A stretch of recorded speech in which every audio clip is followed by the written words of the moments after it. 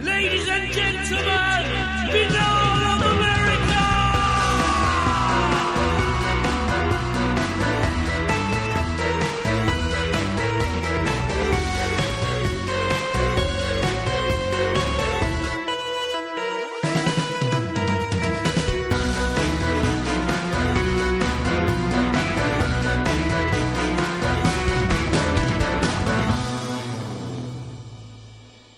And now, ladies and gentlemen, your host, Tim Binnall. No commercials, no subscriptions, no network, no rules, and at the end of the day, my friends, no comparison. Welcome back to another edition of BOA The Revival.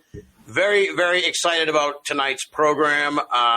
As Paige can attest, I've been chasing her down since the start of the year when she was in all the papers over there in Scotland and the UK, as she has taken over. Our guest is Paige Dailey. She's the daughter of Gary Campbell, and as of, I think, she can clarify, but late 2023 or so, certainly at the start of this year, she has taken on the helm of the official Loch Ness Sightings Register, which is it's an iconic website, and it's of critical importance to those of us who have an interest in Nessie and the strange and unusual in cryptozoology.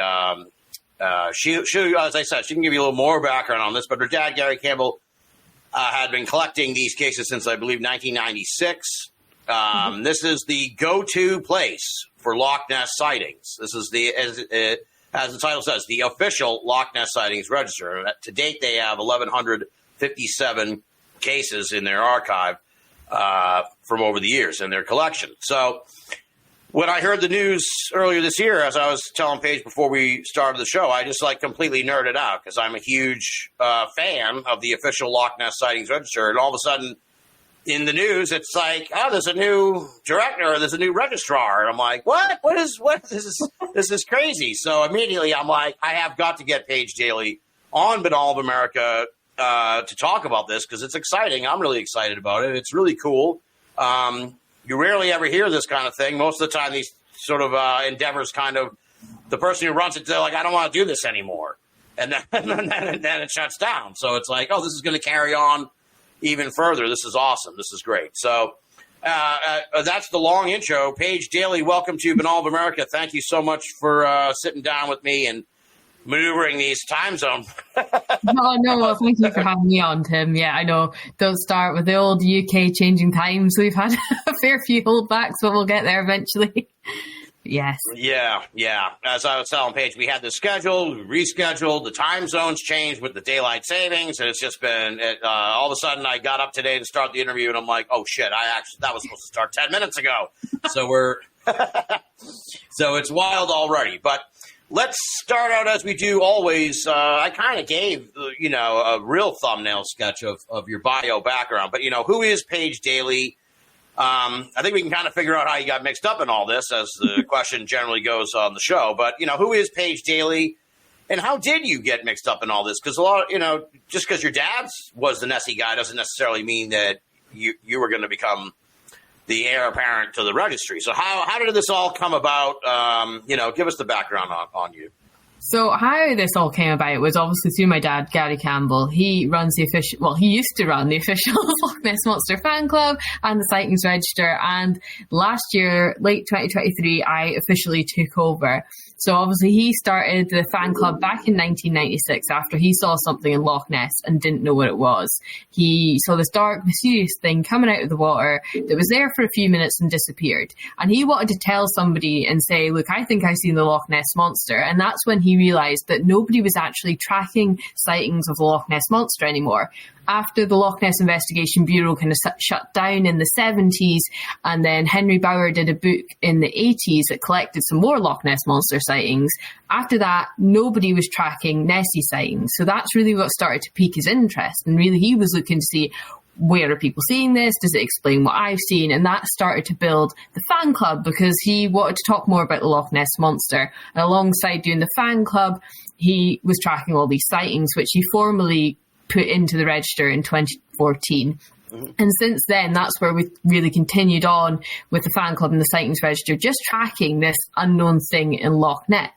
So where I come into this picture is obviously I am his daughter. So I've always been there in the background of all these amazing Nessie ventures. Like I say, it sticks out in my mind so much the day that I was there with the High Priest of British White Witches as they were at Loch Ness side looking for Alistair Crowley's, like, at his stuff, finding his bed. It was amazing. And I was always involved in the background. So I feel like the natural progression with time being that my dad's passing it on to the next generation, that it would naturally move to me. My brother, of course, is equally interested in the Loch Ness Monster and works on the shores of Loch Ness, but he was more than happy for me to take over because last year I started doing the social media for the fan club and started to build up that interest with the next generation of people who are looking at the mysterious things that are out there.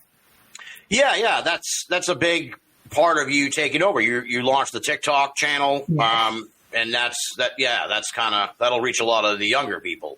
Yeah, it definitely has. So how that started was I was just doing a few videos on TikTok anyway. And last year we had, I think it was the first sighting of the Loch Ness Monster last year, and it was coming out. Obviously, I was in a privileged position to know a bit before everyone else that there was an Nessie sighting, funnily enough. So I had it all lined up that I was going to do a TikTok on it. And as the news story came out, I put my TikTok out as well, and it gained a lot more traction than I expected. I think it got over 100,000 views, and I was like, whew, the world is interested in Nessie. The next generation of people who are using TikTok are interested in Nessie. Yeah. So that started me doing a few more videos, and then it was really when there was the sighting by the French pharmacist last year. That was the kind of big, dark marking in the water. We don't really know what it was. Then when I put that on TikTok and it got over 1 million views, like it really threw out there that the Loch Ness Monster fan club was here once again for the next generation of people. So that was pretty cool.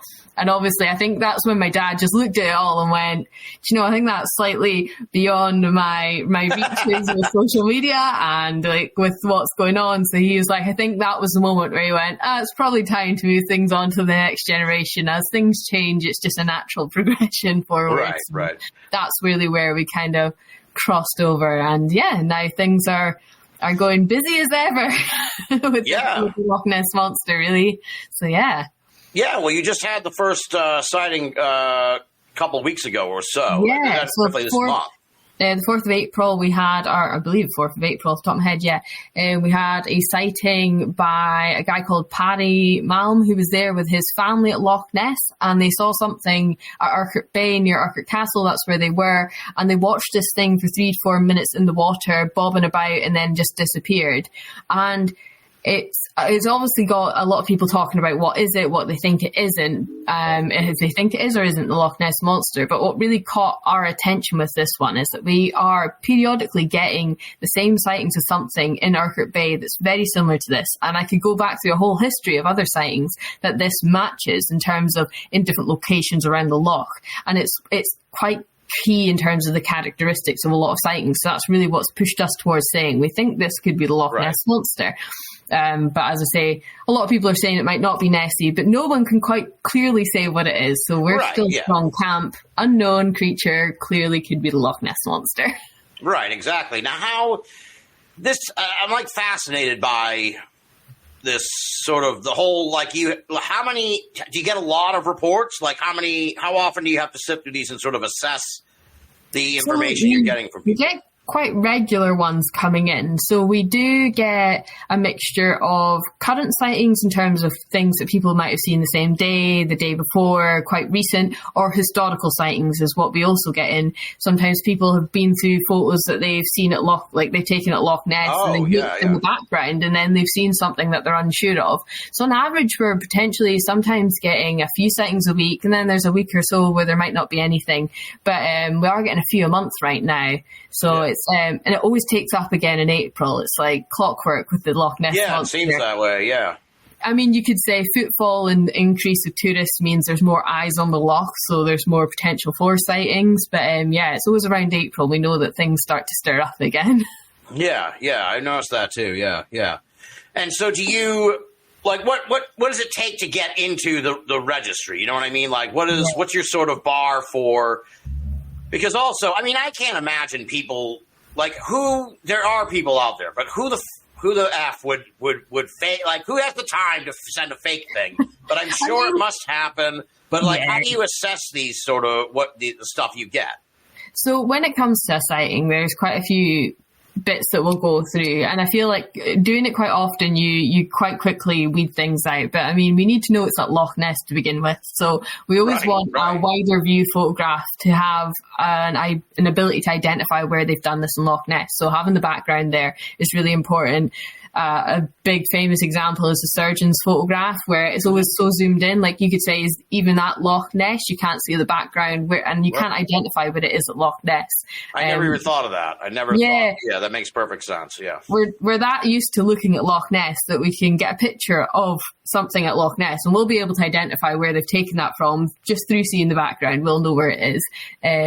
So that's the first point. And then we're really looking at all the natural things that occur in Loch Ness to try and rule it out. So is it a seal? Is it like a duck? Is it a bird? Is it something we already know lives in Loch Ness? Is it natural debris? Could it be a tree? Could it be some sticks? It could be anything there that's just bobbing around. There's buoys in Loch Ness as well for obviously all the boats. And then could it be boat wakes? That's the next thing. If there's boat activity going up and down the loch, you're going to get boat wakes. Once we move past all the things that we can kind of rule out in that respect, then we're starting to identify it against the other images we've already got that have come into the sightings register. We know that there's classically there's mainly two categories that things will fall into. So our most recent sighting fell into the category of that kind of long thing poking its head out, one kind of solid thing popping its head out, seeing it at a distance and somebody taking a picture of it. Right. The other category we get are the humps, that kind of like upturned boat, or there are multiple ones of that as well. That's kind of the two categories that things fall into. And then, of course, we just need some general information from them. Ideally, you will have a photograph to alongside your sighting. Right. But if not, then just a key witness account. We do feel that, we have to take it all with a pinch of salt, that if somebody is willing to come forward who isn't a huge fanatic about the world of cryptozoology and the Loch Ness Monster and feels that they have seen something that is the Loch Ness Monster, we always kind of want to just give them a bit of credit where credit's due and take it from there. It goes through this whole process, and then once we've got past that, we'll put it out to some other experts out there, people who are involved with the Loch Ness Monster, who are seeing things at Loch Ness quite a lot, or people who have seen something at Loch Ness. Put it out there for feelers and see what they think it is. And then if it gets all past that and we're still not sure of what it is, and no one's been able to rule it out, we also go to some academics at universities, and we've got some contacts there who will run this past as well if we're really thinking, what is this?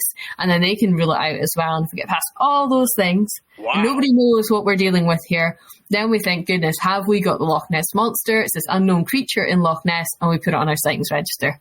Wow. Okay. So, yeah. That's awesome. Jeez, yeah. All right. So it's not just like you looking at the picture like, nah, whatever, get it out of here. No, it's not. Or your dad beforehand. Yeah. Yeah, it'd be very simple if it was. We'd probably have a lot more sightings if that was the case. Right. But no, it does go through this process because at the end of the day, we want to be able to rule things out and really interrogate what we're being presented with. And then if we don't know and everyone else that we've reached out with doesn't know, put it on the sightings register and we'll put it out there for the rest of the world to see what they think. And we have had sightings that we've put on that we've then gone through obviously the whole thing, or we've reached out to other people and then we put it out there in the world that then we've taken down because we have had an explanation come forward.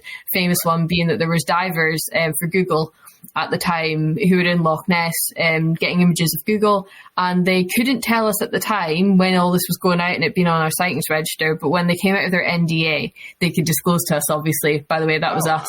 We were under an NDA at the time, so we couldn't tell you that it was us, but yeah, that's not the Loch Ness Monster, it's some divers. So yeah, there's things like that down the line things will come off, so yeah.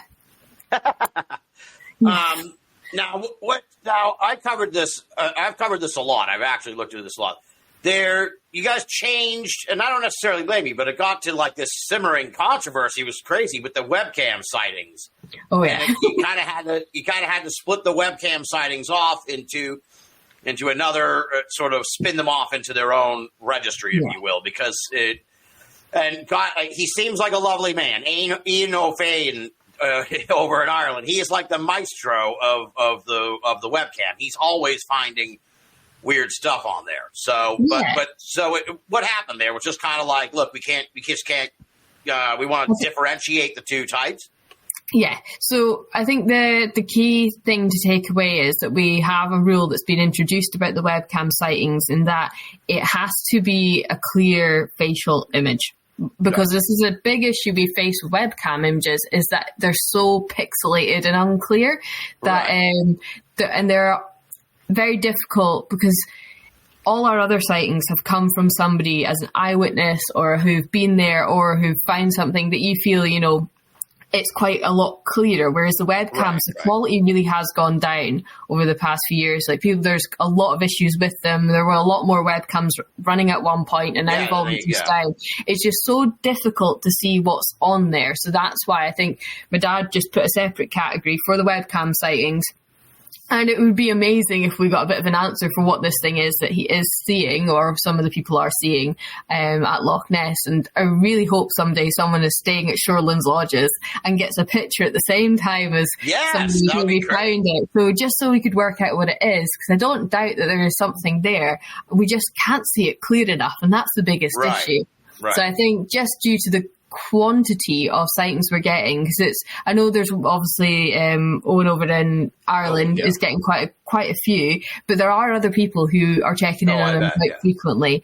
Also, the copyright with that lies with Visit Inverness Loch Ness. It's their webcams, or there's Rico, who runs the other webcam at Loch Ness too. So it's a bit of a more difficult territory in terms of, obviously, they have to put it, like, if you find a sighting there, you should really put it past whoever owns it. So it all gets into a bit of a muddly territory. It's not clear enough, don't really know what's going on. So it's definitely something we don't ever want to discredit, because there's something going on there. We just need a clearer image of it, really. Right, exactly. No, yeah, I've heard all sides of the crazy webcam argument. I deeply followed it, sort of, as it was, and I do.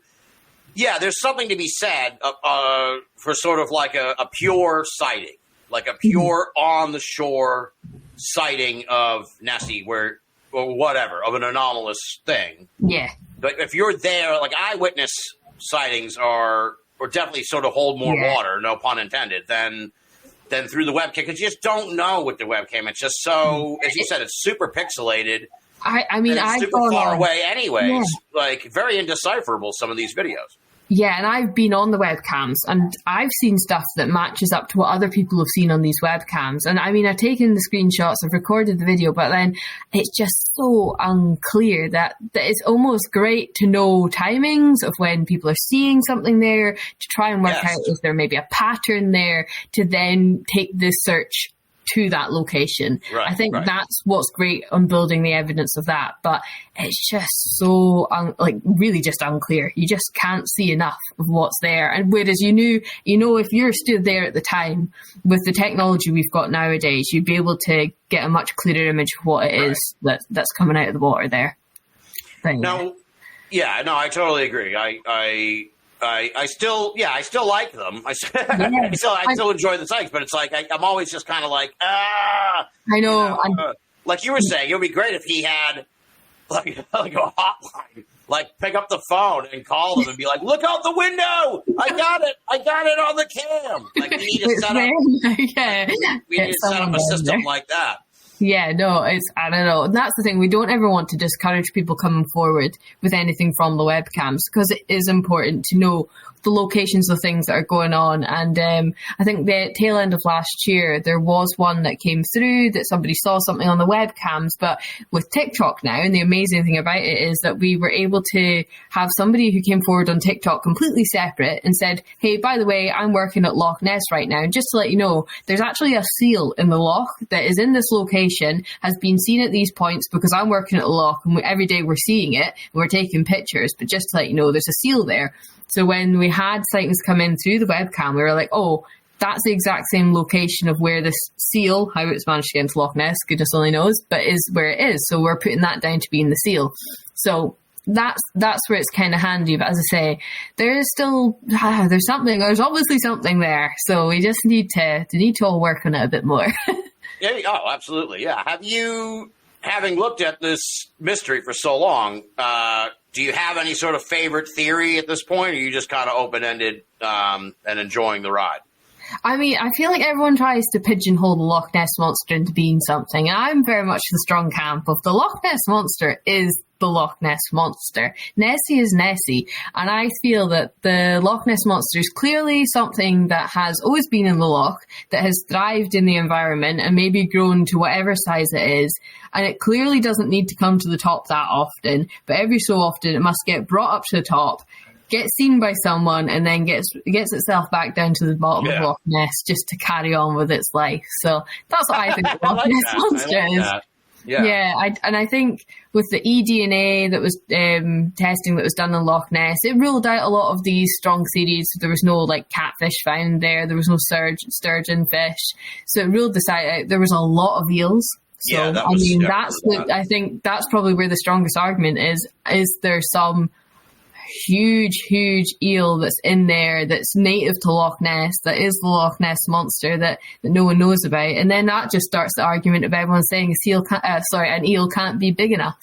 But fun fact, since we're on that topic, in the 80s at Foyer's power station, the water wasn't flowing through, so they had to clear it all out, and they found an 18-foot eel stuck in there. Wow.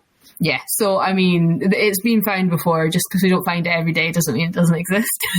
Right. Yeah. And from what I recall, the eDNA study, the environmental DNA study, they found an inordinately large amount of, like a huge eel population. That was the thing. It's like there's tons of eels. So it's like if there's tons of eels, it would stand to reason that some of them grow to be super big. Let's just, I don't know,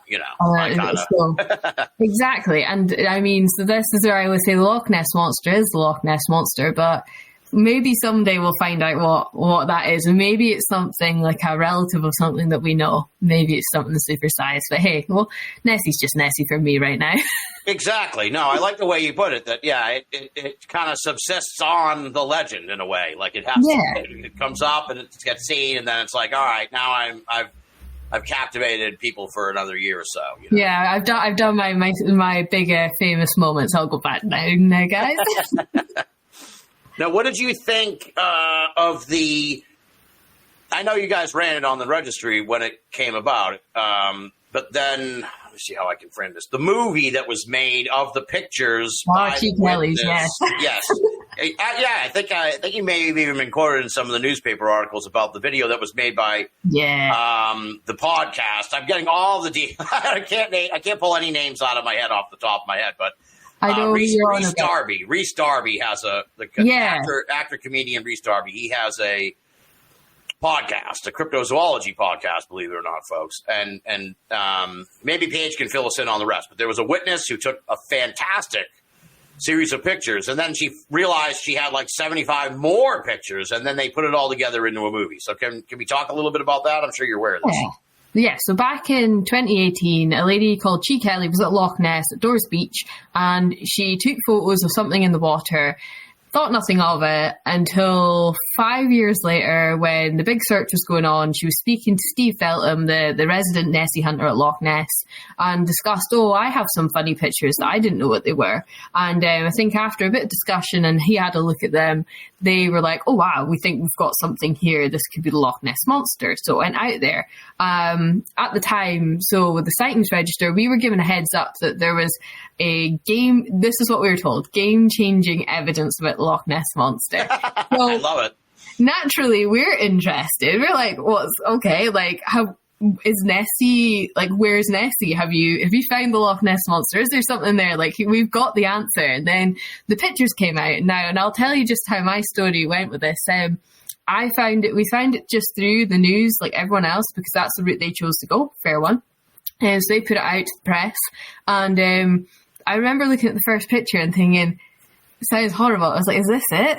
I really let down. And then, because it was a faraway picture and all it looked like was a bit of a ripple in the water. And I was thinking, I've had this built up in my head. This was game changing. We're like, you're expecting like a head or something. Something close up. undebatable evidence of something that we've never seen before. And I was like, oh, all right, okay, well, this is great. And then more pictures came, and obviously that's where there were closer up ones, because they had so many, and we saw some different sightings, so angles of it, and we were like, wow, this is game changing, because it's not like anything else we've ever seen, which in my mind now is the first red flag.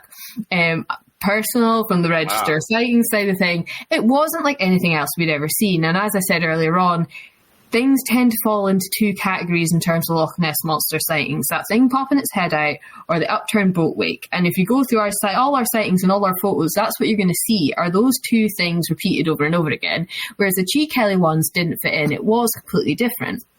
And each image there was something different in all of them, which again, a little red flag in terms of we're not seeing something consistent, which is what we've always had. I mean, reference back to Richard White's photos in the 90s, a series of 10 images of the exact same thing tracked through the loch. Again, so none of these images were matched up with each other, but in the time and at the moment, we were like, wow, this is something else. So this is back when my dad was still dealing with things. I was obviously involved with the TikTok, so I think he met with the Kellys, and they were all discussing it, and I think that's when they were in the process last year of making it into this film, and they were looking at the 75 images, and that's when they put it forward to the professor of marine biology at the University of the Highlands and Islands to have his input, because he's been a very good expert in terms of other sightings. So it was run past him, and he did a really good analysis of it and said it was divers' bubbles. So we had an expert say it's divers' bubbles, which again kind of matches with the fact that every single image of this thing is different. None of them are consistent, which again, as I say, if you look at our other sightings on the register and you look at the other ones where people have had a series of images or even a video, you're going to see consistent things in it. Whereas these ones, we just didn't get that, unfortunately. As I say, this expert, I mean, he even referenced papers on bubble pattern formation at certain depths and waters. I mean, like, he's an expert, next level. So, I mean, we took that on board, and we felt at that point, if we've got a professor telling us and referencing it to this degree and going, this is divers, it's a known location for divers, they'll go there to clear salt water off of their kit, it's less than 20 meters in depth, therefore bubbles will form at a size and be disruptive to the water. Anything deeper than 20 meters, it doesn't matter, the bubbles will just turn into fizzy kind of like on top. That's the difference. So if it's less than 20 meters, which it is at that depth outdoors, you're going to see this kind of big bubbles causing the disruption in the water. And if you look at some of these images as well, you will quite clearly see what looks like a bubble. In multiple different ones as well, but no two bubbles look the same. Again, that comes into the randomness of nature, which shows up in these images. So it was at that point, we as the Sightings Register took it off because we had an answer. We had an answer and an explanation, and we felt it made sense at the end of the day. Now it's a huge debate in the Loch Ness Monster community, I suppose, because there's quite a few people who are determined, and rightfully so, feel that they don't have the answer and that this is that thing that's unexplained in Loch Ness, which I say absolutely kudos and keep working on it, because at the end of the day I would love for it to be Nessie, but I just feel the evidence kind of all weighs up too much in the fact that it's just not, it's not Nessie, unfortunately for us. It doesn't really fit in with what we've seen before, but it doesn't mean it's not Nessie. But yeah, well, that's the cheap Bill story, I suppose. Okay, see, I didn't know there was so much behind the story. It was pretty. Yeah, I remember when the photos came out, it was like, wow, these are really kind of. They look so bizarre, but when you then hear obviously our rationale and the process you go through, you're like, oh, I can see now why they look so weird. And I feel like there's a lot of the images out there have been changed. People have obviously changed the colorings on them just to get a different view of it. And now it looks like there's some kind of reptile. But I'm like, again, if this was a reptile, we would have a series of images looking the same of different angles, which we don't have. We've just got like one image that somebody's changed the colours on, and now we're picking eyes out of it, and it's unfortunate. I would love for it to have been the game-changing answer to the Loch Ness Monster, but just didn't look like it.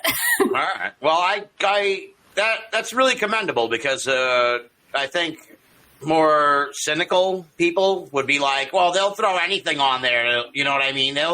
of course they want to believe so badly they'll put anything on, but it's like, no, you did the work, you looked into the thing, and you found a plausible explanation, and it's like, all right, then it's out. It comes off, yeah. Huge respect for that, man. And we stick by it as well. I mean, I think there's, obviously there's a fair few people out there who strongly believe it is what they want it to be, but it's just not for us, unfortunately. Also, another key point of information is Dores Beach and Dores area is one of the least sightings kind of areas for Loch Ness Monster. We don't get sightings there. Really, really super rare, if we ever would. So it's an area that you don't typically see Nessie in, and never that close to the shore either. So probably because there's a resident Nessie hunter at that beach, and Nessie is obviously not that silly to go near to him. Is that Steve Feltham? Yeah, Steve Feltham is that. It lives on Dores Beach, so yes, obviously the Loch Ness Monster knows not to go there. Yeah, exactly. He's been there now, what, like 30 plus years, right? Yeah, 30 odd years and going strong, the man. So, I mean, I'm sure one day he'll get a sighting of Nessie. So. I hope so. He deserves it. He really does. Now, you have not seen Nessie either, right? You have, no, I haven't. And you don't live like, you live away from Loch Ness, right? Yeah, at the moment I do. So, born and raised in Inverness, which is the city next to Loch Ness. But at the moment I live in the south of England, unfortunately. But I am moving back to Scotland in the next few months. So it's just a temporary thing right now. But yeah, no, I haven't seen the Loch Ness Monster either. How many times have you been to Loch Ness? Oh, countless times. Like there's no number for how often. I literally spent my childhood driving up and down the side of Loch Ness. I worked at Loch Ness for a while. My job was literally where I worked, straight view out over Loch Ness. Really annoying because all my colleagues saw the Loch Ness Monster one day and I didn't. That's wow! Really nice. It's like Nessie knows to just not show up if I'm ever about. Well, it's amazing. Yeah, it's just amazing to talk to you. It's like you're talking to. You have no idea, like, there's myself included, so many people, like, just to go there once is like a dream. Yeah. So to have gone there countless times, to work there, it's like, I can't even imagine. It's a magical place as well. I don't think it doesn't matter how many times I've been to Loch Ness or worked at Loch Ness or just anything to do with Loch Ness. Every time you go to Loch Ness, when you see it, either if you're going to Dores Beach, it's amazing. You literally come over this hill and then you see it at a height, the length of Loch Ness going out in front of you. It's spectacular. And if you go the other side of Loch Ness and you're going down towards Drummond's Rocket, and again, it just comes out through the trees, this vast loch, and you just sit there and you're like, oh, send shivers down your spine thinking, goodness me, what is in there? Yeah. Well, it's you mentioned magical place, and it has that Aleister Crowley connection too, right? Oh, yeah. A famous mansion or something along Loch Ness. Yeah. He's trying to conjure the Loch Ness Monster or something. I don't know if I heard he did some crazy things there. So his house, so it's on the foyer side of Loch Ness. You can drive down, you keep going. It is burnt down countless times now. So there's clearly some bad juju stuff going on there. It's not a good vibes kind of place. And he had supposedly, so there was a tunnel that went from his house across the road underneath it to the cemetery that was across from the house, and he was doing some weird things, and then they said that he let these spirits out into Loch Ness that then became the Loch Ness Monster. Really bizarre, creepy things went on there, and they say the house is cursed, which doesn't shock me because it's been rebuilt a few different times and it burns down. And, it burned down like recently, like in the last decade or so. Yeah, and it was there as a ruin, and I mean, not that anyone would ever trespass in the UK, but if you potentially might have roamed the right to roam, which you can in Scotland, you could have maybe roamed near such a building and had a look, which is very creepy. And you could also see it from the roadside. But they've now started rebuilding it again, and I think it's with a trust to rebuild it. So fingers crossed, maybe install a sprinkler system, hope for the best. But yeah, so the Crowley house, whatever, is going to get sorted once again. But yeah, some weird stuff went on there. And as I said earlier on, the High Priest of British White Witches was doing something there. And there's a B&B just outside of Inverness that has Aleister Crowley's original bed. Oh, wow. Yeah, from his house, they have all the information that proves that this is his bed, and that's what the High Priest of British White Witches was sleeping in that night and recording it to see if anything weird happened. And I'll never forget, we're in the room, he was setting us all up, and there was a film crew obviously filming it, and I don't know how, I was just in the background, like 10-year-old Paige, just watching this like, wow, this is interesting. And Kevin, the High Priest of British White Witches, really, really tall man. So to go underneath a light, because there was like a lamp shade hanging down with like dangly things, he had to duck underneath it. And when he ducked underneath it, and we all saw the clearance of it, the whole thing started swinging and shaking, and everyone in the room was like, oh. Wow. Yeah. That's crazy. And that was the only thing. They recorded the whole night of him sleeping there and nothing happened, but that was the only thing that was weird. Yeah, so... Wow, that's wild. Definitely a place to go, and I don't know if they still have that bed there, but they should 100% put that on the TripAdvisor, because I think people would want to come and stay in it. Yeah, for sure. Yeah. Now, what's really exciting about Loch Ness right now also is that they've reopened this visitor center after a massive refurbishment and sort of revival, and now it's like this interactive super attraction essentially. And then they've taken it a step further with the big surf. That was the thing that happened last summer. Apparently it was like super rainy, but it was like, I wasn't there, but it was like torrential downpour. I mean, so there's like a Highland Games that happens in Drumnadrochit, and it's like the first time in a very, very long time they cancelled it due to how much rain. They had to cancel it because it was just a complete washout. So it was a horrific weekend, unfortunately, for the people at Loch Ness.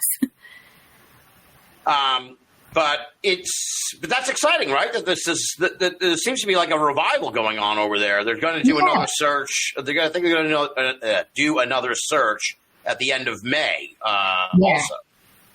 Yeah, so the Loch Ness Centre and Alan McKenna of Loch Ness Exploration, they've kind of partnered up, and they're doing a lot of work around searching for the Loch Ness Monster at Loch Ness, which is pretty amazing because it is getting the word out there, and it's really getting people interested in looking for Nessie again. So it is a nice kind of revival for the searching aspect, and also getting people involved, because I think historically when there's been searches for the Loch Ness Monster, it's been small groupings of people, whereas they've just opened it up to the world and said, hey, we're doing it these dates, you can come along, here's our locations that we're kind of doing the lookouts for Nessie, and come along and see if you see something. So it's really nice that it's opening it up to the wider audience of anyone who wants to look for Nessie. Yeah, and presumably, did you get many or any sightings from last year? Yeah, so I think there was definitely one that came through. I'm pretty sure I recall. Yeah. Yeah, two people kind of had this witness sighting of something. They didn't manage to get a photo of it, but the two of them together, I think a reporter and one of the watchers together, saw this thing going through the water. So yeah, there was something there. I think unfortunately for the rest of the sightings, again, it was just there with a lot of rain. It was very unclear, and a lot of them, I think, had explanations behind them. But it was a promising weekend in terms of what this one person saw kind of started this chain reaction of other people come forward and said, I saw the exact same thing like a day before. And then like 2 days later, we had another image come in of something else. So it kind of started a chain reaction of what is this thing that went round over the period of a few days and then disappeared off. Yeah. So that was interesting. Yeah, and hopefully they'll have better weather at the end of the month, and you'll get some sightings. Yeah, but I think it's a really good idea, because here, I don't know how it is in the UK, but here in the States or over is Scotland's in the UK, right? Yeah. Yeah. So we're developed nation. I don't want to. We're all part of it. Yes. There you go. But here, like a lot of these local monsters have become local like festivals, sort of things. They have these annual things. So if this search idea kind of takes off, it could get bigger and bigger, and then you get more and more people coming to, it becomes like an annual thing. Yeah. It could really be beneficial as far as looking for this creature. Exactly, and hopefully it will maybe become something like that. And through the peak season of seeing Nessie, which always tends to be between April and October, if they're getting everyone more eyes on there, maybe more people will see something, and maybe we'll have a repeat of history where we've had similar sightings of something on the same day throughout the loch by different people at different locations. So that would be the ideal thing. And if not, absolute gold dust would be if someone could just get a video of the Loch Ness Monster, because it's just so rare. People often are stunned into the moment of just staring at this thing that you just get that camera, just get that phone up and just start recording. Yeah, well, that happens with a lot of this stuff, like Bigfoot and UFOs. Like, people become enchanted by what they're seeing, and they don't take the moment to even think about recording it. So I can imagine that happens a lot. Yeah, I mean, our most recent sighting, they said it was over 3 to 4 minutes they watched this thing in the water, and they got 2 pictures of it. I think people do just watch it for long enough and then think, maybe I'll try and get a photo, and then I think by the time they start trying to get a photo of it, it disappears off, and they're like, "Oh, right." And you don't want to take your eyes off of it, I'm sure. Exactly. So like you don't want to take out your phone and start messing with your phone, and then you look up and it's gone. Off. Yeah. So there's a whole host of things, but maybe with a new search, we'll get some new videos. Yeah, let's hope so. Now you have a TikTok video on the water kelpie. What is this all about? This is an additional sort of legendary creature, if you will? No, so the legend always goes back in terms of, the Pictish times in Scotland, they always kind of depicted this kind of like legendary thing in the water called the water kelpie that would come out. It would be this lovely, amazing thing. It would kind of bring itself forward in a few different ways. It could be this astounding stallion horse. It could be this beautiful woman, something in the water that enchants the person to look at it. And then what they say is like the kelpie just kind of snatches them and drags them into the water, and then they're gone. It eats their soul. But, so that's like one aspect of like the legend of the Loch Ness Monster. It was always that is it something to do with this water kelpie, this thing that they said would enchant people into the water and take them away? Or was that just a kind of legend in terms of keeping kids out of the water so that they didn't go and drown?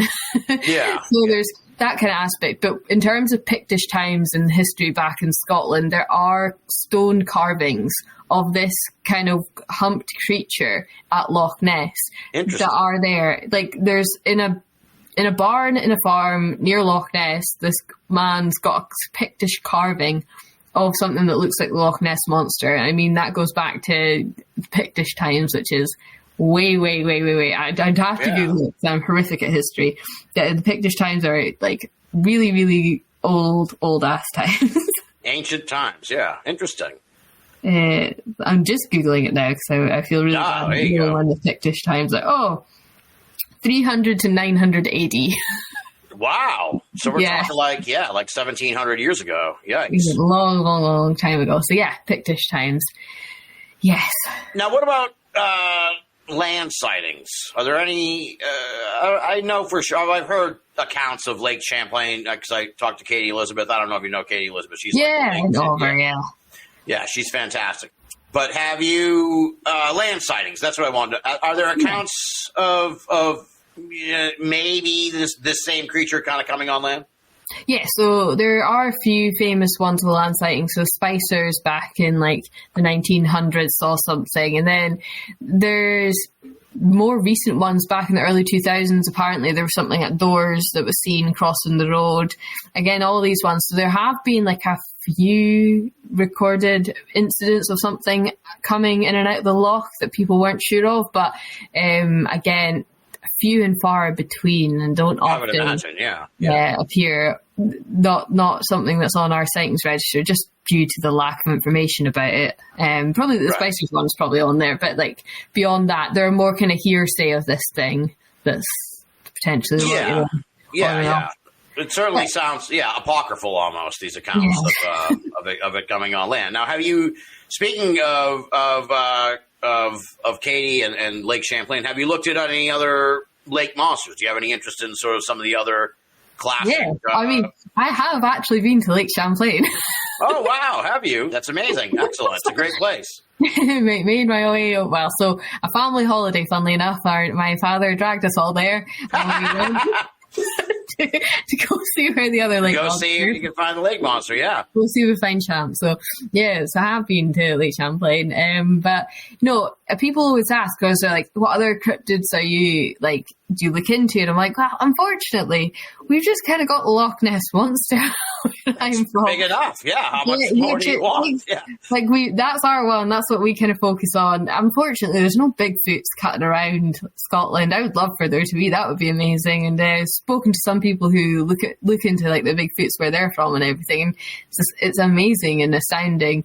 Watched a few documentaries and I'm like, wow. But just Loch Ness Monster was what we've got. So that's my main one. Now on the Sightings Register, people have come forward with things from where they're from, and I think there is a section that will put them up on there for people, more just as we'll put them on here, and there might be somebody who's more local to that, who's more, that's their realm. So it's just information for people out there, again, just that somebody's come forward with this from this area. So it's kind of like an advertisement for anyone who's interested to maybe go and research a bit more about their local monsters. Exactly, yeah. Well, yeah, it's interesting. Yeah, there's Lake Champlain, and I also like the Ogopogo, the one. Yeah, Ogopogo is out. There's so many around the world, and when I put TikToks up as well, people from all over will come forward and say, well, I've got this one here and this one, and like there's ones in Sweden, and there are ones all around the world of like kind of the northern hemisphere of these kind of lake creatures that appear throughout time as well, and like are a local legend, not something that the tourism industry made up 20 minutes ago to get more people there. So right, exactly, cool. Yeah. Well, there's a fun one down in Argentina, the Nahuelito, and they just launched like a walking tour through the government did it. So might be, it's pretty cool. The government of Argentina, wherever the local government is, it's like the Nahuelito walking tour, and you go and you see all the different areas where it's been seen and stuff. It's cool. Oh, that's pretty cool. Now, I guess this is the 90th anniversary of the surgeon's photo. So that, so tell me about this.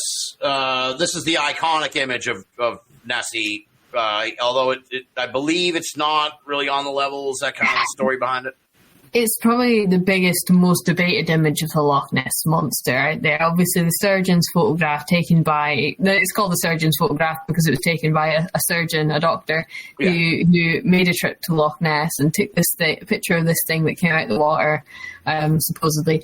And it's made the headlines worldwide, and it's become that iconic image of the Loch Ness Monster, and that's why I use it a lot on TikTok, is because I know if I put that image up, people instantly click, that's the Loch Ness Monster, draws people in to debate it. And again, as I say, it is a highly debated image because somebody apparently came forward and said, it was a big hoax to get revenge at the Daily Mail, who had turned their nose up at a story and had been all kind of controversial. So we created this elaborate hoax and sold this story to them, and who's the fool now because he wouldn't take our original story. But but then there's no evidence to back up. Like, there's no evidence to back up that person who said that was a hoax. It's all very muddled. Right. So I think it's just going down in history as that big debate, the debated image of Nessie, the most questioned one out there, really. But I mean, as I said earlier, have we got the evidence of it actually being at Loch Ness? It's a zoomed in image, and then they always cut one of it zoomed out, and again, it's just so debated. So it's that's the surgeon's photograph. Yeah, and even if it wasn't a fake, just a bad, the pictures back then weren't exactly fantastic quality anyway. So, I mean, we can't pick it apart too much. We just don't know what it is. Yeah, well, it reminds me, it's kind of like the Bigfoot video, the famous Patterson Gimlin Bigfoot video that goes, that people, if you need an image of Bigfoot, that's your Bigfoot. And if you need Nessie, that's your Nessie. That's exactly, and it's always the one that pings up in people's minds. So, Now, do you kind of said, you've got your hands full with Nessie, but do you have any other interests in the world of cryptozoology or the paranormal even? Is there anything, because a lot of people, once they get mixed up in this, then they start, other things start pinging of interest. Well, as I say, it's really horrendous, but there was a documentary series on Netflix, and I just can't for the life of me remember what it is, but it was about some reservation rangers who were in charge of the kind of paranormal stuff. And we watched that, me and my husband watched that, and it just really got us thinking, the evidence they were bringing forward, and they're like, this is what we were put in charge of we're not making this up. And this is the complaints people are bringing forward and the videos that people are experiencing. And I think I spoke to, I'm horrendous with names, Joe DeHoes. He's like a Bigfoot hunter in Texas. He invited me on his podcast, and it was just really nice speaking to him. And he showed me like the casts of the foot imprints he found. Bigfoot. And I was like, do you know, it's just like, I was just like, wow. Like, I mean, I always think as well, like, people will be, it'll be faked and everything. And I'm like, when people are like genuinely interested in this, we don't go out there to go and start faking things. Like, not everyone. Right. Obviously there'll be some people, but I was like, gosh, to find that in the forest and something that big, I was like, wow. Like, you guys have got stuff going on in the forests and everything. We're just fortunate, like in Scotland and England, if we wander around in the forests, we're fine. But you guys have genuinely got things there. Yeah. Well, it's an interesting sort of dynamic a contrast where it's like, okay, well, with Bigfoot, it's like it's on the land. It could leave stuff behind. With Nessie, it's very difficult. It's just a sighting. We're hoping for someone to just see something and then capture a glimpse of it and tell us about it. But yeah, you guys can go track these things down. Yeah, well, the people, I don't know who the hell's going to hear this, but the people who do the search should get in touch with Katie Elizabeth and bring her. She's got little submarines and shit with sonar and everything. Get her over there for that search at the end of the month, because she'll bring her submarines and throw them in there, and she's got some pretty good sonar. I've seen some stuff, and I think I spoke to her last year. Just I was like, it's just like, oh, hello, she's there's wonderful. Not many people like us. Katie's absolutely wonderful, yeah. And I think she said she was planning to come over to Scotland at some point. It would be amazing to see what she could do if she did come over and see what she finds. Because I think my role in terms of like the Loch Ness Monster, we're very much like, I'd rather than call myself a Nessie hunter, I like to say I'm like a Nessie researcher, because we take the information in and we look at the historical stuff of it and we like really learn about, like, we're just really interested in Nessie and the whole history of it, and then any sightings people see, we're tracking them. So we're more like the research side, whereas like Steve Feltham, he's actively on Loch Ness looking for Nessie. Okay, yeah. Alan McKenna from Loch Ness Exploration, he's the man listening for Nessie. So we're just more the little historians, maybe. Yeah, you're the registry. Exactly. But no, and that's why I say it's amazing that the searches are going on. Hopefully it brings people to come, like, and other experts from around the world to try what they've tried where they are and apply it to Loch Ness and see what results they get. Yeah, it'd be really cool. Do you have a favorite period in Nessie history that you look back on like that? Sounds like a fantastic time to have been in the Nessie world. I think just throughout history, the stuff that's gone on with the Loch Ness Monster is pretty cool. And I mean, I feel like, back in the 30s where the Nessie boom kind of started, it was pretty awesome. And then with the Loch Ness Investigation Bureau back in the 60s and 70s, it's pretty cool. And then the stuff my dad did in the 90s I just cracks me up. Like the Swedish man who came with his harpoon to capture the Loch Ness Monster and quickly got told off by the police here because it's illegal. Yeah, there's British wildlife laws. You can't just go harpooning things in Loch Ness. It's illegal. That would make sense, yeah. So the police had to come and tell him, put the harpoon away and the net. You're not capturing anything today. And I think just because there was a bit of a media storm in the old 90s of all these big journalists from around the world just appeared to watch the fight between him and a British white witch and all that stuff. There's stuff like that's pretty awesome. And then it's really nice that coming forward into technology taking over, that now things are moving towards social media. When we started the kind of social media and the TikTok last year, there was just nobody doing anything about the Loch Ness Monster or solely dedicated on it. Right. In terms of it, there was people obviously doing random videos as a part of maybe they're doing paranormal and cryptozoology on their account, but no one was just specifically dedicating it to the Loch Ness Monster and some of the more quirky things about Nessie. So I think that's where it's nice that nowadays each part of the history of the Loch Ness Monster is kind of its own little time period, and it's got its own little thing that was happening. So yeah, absolutely. Well, it's part of going over. I would love to go over there. I will someday, because I would just like to see the culture of how is it Nessie everywhere? Is it there's a lot of? Is it sort of very commercialized? So to people who really lean into the Nessie around Loch Ness? Yeah. Oh, trust me, they do. I was recently... So I was in Inverness Airport. So Inverness, as I say, is a city next to Loch Ness. So if anyone's wanting to go to Loch Ness, book your flight to Inverness, yeah. So fly to London and then fly to Inverness, because you can get flights from London to Inverness easily. And then you are in the land of Nessie. Everything is Nessie. So I was in Inverness Airport, and I think I took about 30 pictures because I was like, Nessie is taken over here. There was like Nessies everywhere. Advertisements they'd made around the Loch Ness Monster. It was all just like, you do realise Loch Ness is here. So they do, and naturally, obviously, they shout about it because it's one of the biggest things that people know worldwide. Like, people don't know Inverness worldwide, but they know Loch Ness, and that's something I always use when people say, "Oh, where are you from?" and I'll say Inverness. They'll look at me blankly, but if I go near Loch Ness, they're like, "Oh, the Loch Ness Monster." So and definitely with Inverness as well. I mean, you've got River Ness running through it, which is where the first sighting ever happened, or first recorded sighting of the Loch Ness Monster was, with St. Columba coming and scaring Nessie away to stop the locals getting harmed by the beast, in his words. Just everything there. It's obviously, the Highland capital. So yeah, they say, this is it. And obviously there's nice boat tours going out from Inverness down Loch Ness. And it's a real nice warm community. It's definitely worth going to. Yeah, I need to check it out. Yeah, absolutely. Now, we're heading toward the end now, don't worry. So have you, this is kind of like a fourth wall smashing question in a way, but it's like, okay, so you took over for your dad.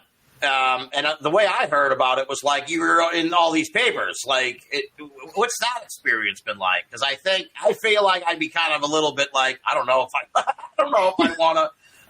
want to be in the Daily Mail. I don't want to, So it must be kind of.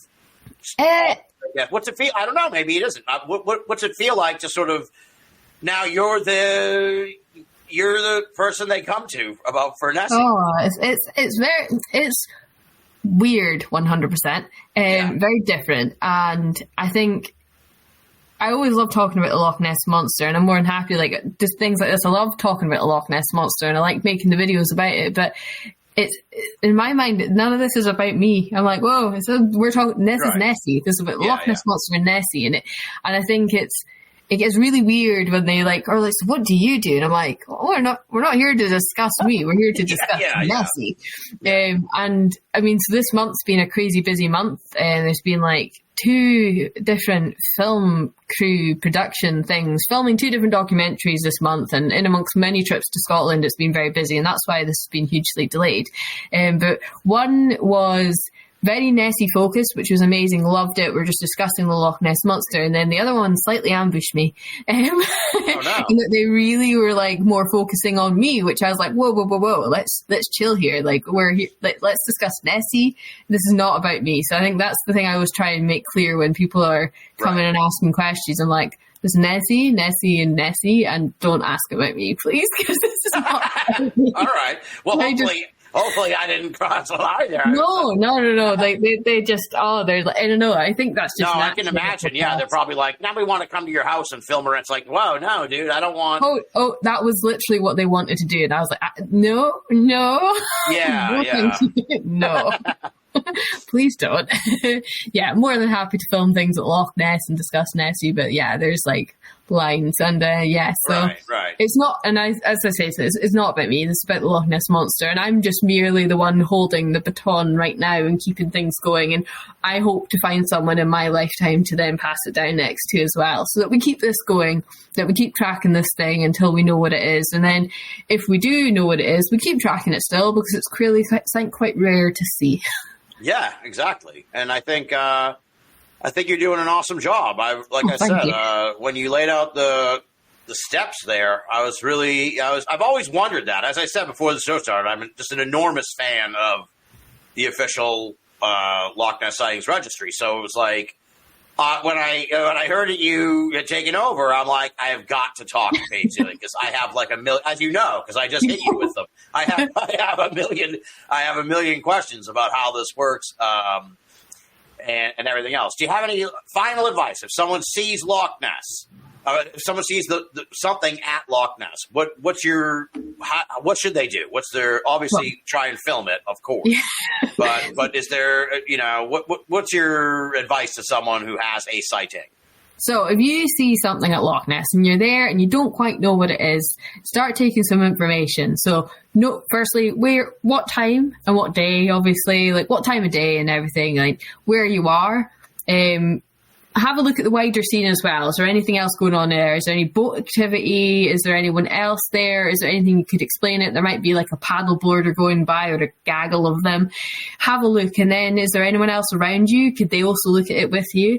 I would always say whip that phone out, because we've all got phones nowadays. Whip it out. Take photos. Get someone else taking video. Try and get as much evidence as possible. Really watch it and then just also enjoy it as well. You might be seeing the Loch Ness Monster. That's a very rare thing. So enjoy the moment. And then once you've got all that, do get in touch with us. Like our website is there, the Register of Sightings. Google us, find us, fill out our sightings form, send it off to us, send us whatever information you've got, and then we'll take it through the process and get back to you as soon as possible, hopefully with an answer about what you've seen. And but mainly I just say, forget all that as well and just enjoy what you're watching, because it is such a rare time to see something at Loch Ness. So mainly just enjoy it as well. There you go. All right. And the website is LochNessSightings.com. That's the official Loch Ness Sightings Register. And on TikTok, you can find Paige at Loch Ness Monster Official, and that's the Loch Ness Monster fan club. Yeah. I had an absolute blast, Paige. Thank you so much. This was so much fun. And as a super fan of your dad's work and now your work and the Register, this has just been so much fun. So thank you. No, thank you for having me on. It's been great discussing Nessie today.